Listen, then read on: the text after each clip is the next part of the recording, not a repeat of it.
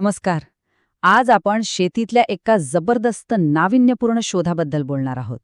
एक असा शोध जो सुरू होतो अगदी सूक्ष्म कणांपासून, पण ज्यामध्ये शेतीमध्ये मोठी क्रांती घडवण्याची ताकद आहे.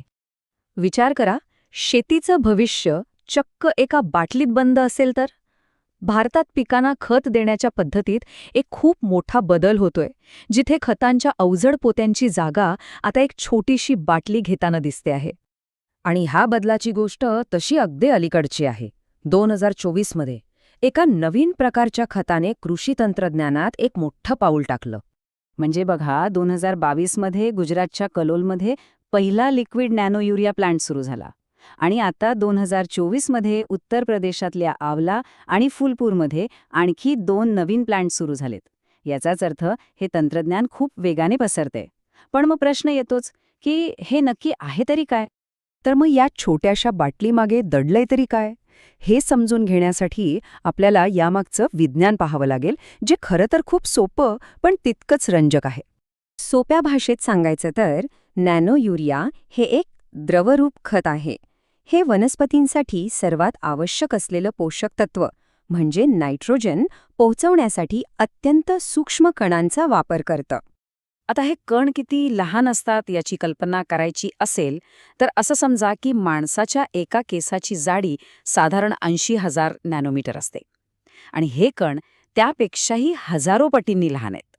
आणि इथेच आपल्याला यातला खरा फरक दिसतो. एकीकडे पारंपरिक युरियाचं मोठं जड पोतं आणि दुसरीकडे फक्त 500 मिलीची एक छोटी बाटली. पण गंमत म्हणजे या दोन्हीचा पिकांवर होणारा परिणाम अगदी सारखाच आहे. केवढा मोठा बदल आहे हा!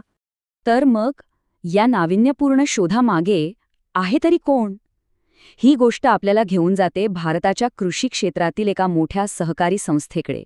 इफ्को म्हणजेच Indian farmers fertiliser cooperative limited, जी शेतकऱ्यांचीच एक सहकारी संस्था आहे, तिने हे तंत्रज्ञान विकसित केलंय.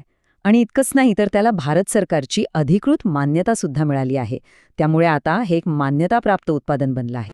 पण या सगळ्याचं महत्त्व काय? म्हणजे याचा शेतकऱ्यांना, पर्यावरणाला आणि आपल्या अर्थव्यवस्थेला नेमका काय फायदा होतो? याचे फायदे खरंच खूप महत्त्वाचे आहेत. एकतर शेतकऱ्यांचा खतावरचा खर्च कमी होतो. दुसरं म्हणजे वनस्पती पोषक तत्वांचा जास्त प्रभावीपणे वापर करतात. यामुळे प्रदूषण कमी होतं.